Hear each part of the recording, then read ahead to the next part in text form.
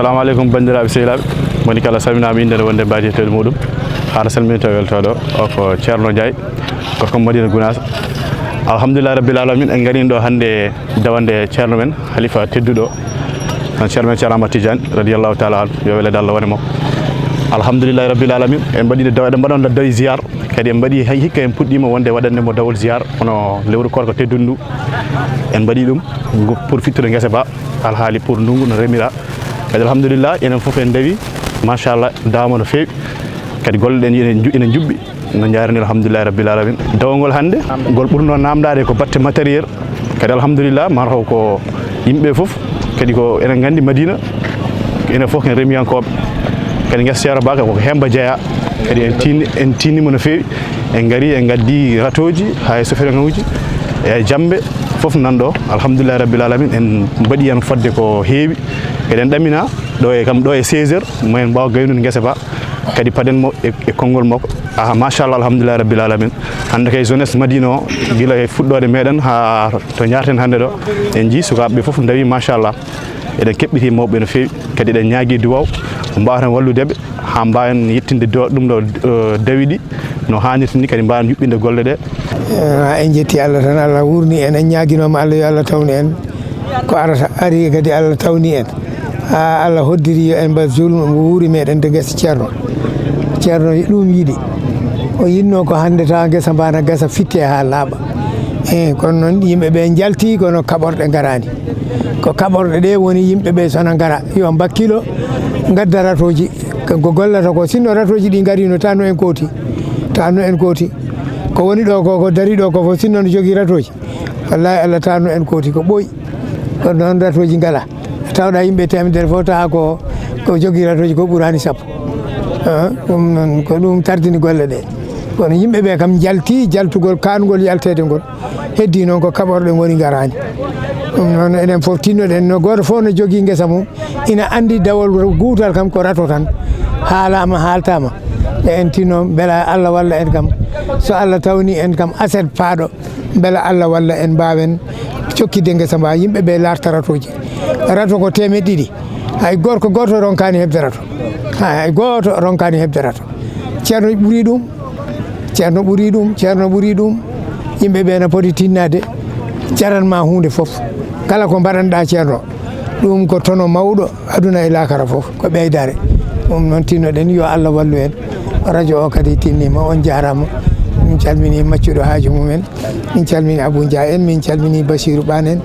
e dendagal wonɓe toon Amadou Samba Loɗo en fof miɗen calminaɓe min jarama yo Allah yo moƴƴere yo Allah rokku en kadi tawede mbo wuuri eɗen ɓeydi e diineji men almudagal men yo Allah juutnu gurdam ceerno ɓoyanamo ɗo barke Sanam Tidiane yo Allah juutnu gurdam ceerno yo ɓoyan en ɗo Allah juutnu gurdam ceerno Ibou en e dendagal mawɓe dental ɓal yo Allah reen e dendagal almuɓe kadi yo Allah reen yo Allah rokku en hedde e yamirore e wadde yamirore kala ko ceerno wi en tawa Allah ne newnana en no mbaɗirɗen ɗum ha o wawa weltade so Allah rokkino en hande ha ma guesa gasi ha koɗɗen mbiɗen ceerno gasi goto men fof ma won ko yi kono noon tinnoɗen kam hay so gasani hande kam wuuro ngo foof aset kala pinɗo yo dawga adda rato kala mbo alano rato yo tinnoɗo Allah yo soodoy rato hakkude ɗo e aset o yo sood rato ara sen gari en darata ko ɗo ɗum ɗo ko dari ɗo ko fof so tawi no ratoji ne hen tanno en gooti yo Allah wallu noon oɗon jarlo oɗon jaafo kala ko haala hen fewani gacca noon min hakke. assalamu aleykum rahmatullahi taala wa barakatuhu min calmini min juurima min ñaguima duwaw en jarama. a jarama maccuɗo haaju mum ko ardi fo eɗen belti caggal yettude Allah e nelaɗo mum sallllahu alayhi wa sallam ko yettude Cheikh Tidiane radiallahu taala anhu jetten ceerno men seeremɓe mum Cheikh Siraji Dine ceerno Alhaji Mouhamadou Seydou Alpha Hamad yo Allah yoɓanembo moƴƴere en jetti en juurima eɗen ñaago yo Allah ɓoyno gurdam ceerno men kalifa men ceerno Alhaji Amadou Tidiane ba wadde hen cellal duumigal hattan eyyi ko lappol seede pulagol ngol settota ko fenade ba kaalido tukkal malal woni kaldo e mono e miñam ba Boubou Demba malal ɗo e Madina Gounass legal sifaw yettu jiya teewi emin jettuma no feewi e darde ma e pellital maɗa saabu alhamdulillah rabbil alamin Allah kala nde golle ɗe nodda ko fate yamirore ko fate golle ceerno oɗon gara mbaɗon hen fodde moɗon mbaɗon hen golle golle jodde golle pattam lamiji caakton dum kollon windere nde dum non caggal yettude Allah den be bandirabe en julmbo wuri en tawam hikka yalla hokki en tawi do saha mbo wuri taweden beedi en gustaki ko wona dum koko erago men tan e wasiyade bandirabe tinnoto e dawol ngol sabu eden gandi dawol ngol ko woni hen dum non eden be bandirabe so Allah newni en hande gesa ba gasi bismillah aser garawo kadi kala garawo yo addor ratu mudum haymo ala ratu yo sodoy walla luboyo dum non eden jetta Allah no feewi tinnuden e dawol ngol joni non en junnata ko hen ko yettude Allah tan no feewi eden nyaagono ceerno meden Allah mojjere balde judde battane mojje mo ganduda ko nafoore windere nde fof dum non enen wonko Allah hokki en enen besugo Madina Gounass nyaagoden tan ko yalla hokki en fandinde Allah hokki en kadi fandude hen eden erago non besugoji di eden jetta non ceerno Siraji Papa mo ganduda tigi tigi ko gido men sehil men e dendangal besugo ceerno tan en calmini en jetti Boubou Demba Malal non e tigi haalama wadi fayida bakali tukal Malal do kam to ngesa ceerno meden do eywa kala neddo gardo do ina jogi eywa ko haali ina jogi kadi ko golli nde wonno do ko ladde ngesa ceerno Amad Tidiane eywa so neddo ari do kadi hawri e do kadi e julde ne siara julde wadama gay wamba e modon be ngare be kawri hen kadi min jogo tan ko min kaali en seeda kon non kadi ko haalete non ko fo mawnira do haali eden be tan yo Allah rokku en kadi wattudini mo wuuri ya barke Allah ene laado mum Allah junna Allah tawne en kadi ha demal ngal kollidi non ko ma payne remde min gadda kollidi inchallah tina almuɓe dental ngal inchallah jaɓanen ya barke Allah on jarama maccuɗo ha jum amon jettama ñaganama Allah moƴƴere ene gonɗon e gonirɗa fof e jaam kisal woni men eyo dawol ngol waɗi fayida ko ɗum basi o sukaɓe tan yo tinno ala ko dañƴen ko wona baɗo guesa yo yimɓe tinno dawa dawol ngol no foti dawirede ni henna so tawi en dawi dawol ngol ganduɗa ha timmi tigui tigui haydara e oɗo saaha tawanno en kooti kono noon alhamdulillah rabbil alamin ko seeɗa dawaɗo on kadi alhamdulillah rabbil alamin heɓama liggama ko waɗi fayida kadi yo Allah rokku en kadi barke gonɗo hen o e barke Allah ene ala ɗum ɓurɗen ɗo hande ngakkirede tan ko to banggue ratoji yimɓe hewɓe nan ɗo jooɗi ɓe ngala ratoji ne gaari ha heewi kono noon no ratoji ngala machallah kadi no waɗa peeje kadi no waɗe leɗɗe ne haɓɓedire ne ratire e juuɗe e fof aset o kam so Allah jaaɓi inchallahu taala goto fof yo tinno waɗa anniya muɗum ɓe dawa law ɓe pina ga e guesa he yimɓe koota guilsuba e gadda ratoji mumen liggey o namni tan ko rata hande kam ga o ko rata tan namni so firan en ɗum ɗo en fof ɗum rata tan hande ɗo namni ay ko adi fof min salmini min juurima minen mbiye walla mbiɗa wiye Abou Diop eɗen gimmori leegal men Nasrullahi won sababu gargo men ɗo yoɗo ñalawma hannde ko sababu gowɗo wadde e kala saha nde tawno neɗɗo ene wodani ɗum e kala saha ko wiyete jogade e jiknaɓe walla jogade ardiɓe walla jogade ko wiyete ko halifaɓe so tawi noon a joguima ɗum ɗon ewa settinta koye hono ɗiɗo ñalawmaji so tawi woni aɗa wiya tan ceerno ko ceernam so tawi hono ɗiɗo ñalawmaji so keedi a wawa yiyede hen a teskaka hen ene wayno an ko noddirɗa ko ene wawi taw ene manki ewa labtude alhamdulillah rabbil alamin noon en jetti Allah subhanahu wa taala o dokkuɗo en fartangue wawde tawede e oɗo ñalawma hono no rokkirno en fartangue wawde tawede e ñalawmaji ɓennuɗi eɗen gondi ɗo noon e yoga e bandiraɓe gonduɗa kadi ene gowi jeede ga ene gandi ga ene gowi ga ene cuusi ga en jettirima Allah no feewi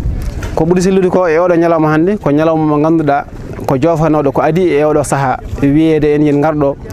ngam mbawen wadde ziyara mo gowɗen wadde e kala hitande e walla e kala julde nde tawno eɗen gandi gimmiɗen ko julde korka ko ɓooyani ko en kaldino noon e yoga e ardiɓe almuɓe ɓe kaldi en walla kalni en yo garga mbawen wadde ga ziyara ngam fittude guesa ba nde tawno ko ɗo woni to almudagal men labtata ko ɗo woni to batten almudagal men ha almudagal men sella nden noon ko ɗum woni ko addi en ɗo e oɗo ñalawma hannde alhamdulillah rabbil alamin noon eɗen mbawi wiide yimɓe ɓe gaari no moƴƴi hayso tawi ene wawno ko ɓurti ɗo ene jeeya hen noon ko waɗi caɗele seeɗa ko fate banggue matériel ha tengti ko wayno ratuji ene hanno ɓuura ɗo no feewi nde tawno ɗum woni ko rokkata wone yimɓe ɓe so tawi woni yimɓe ɓe gaari e keewal ko gollirte ko arani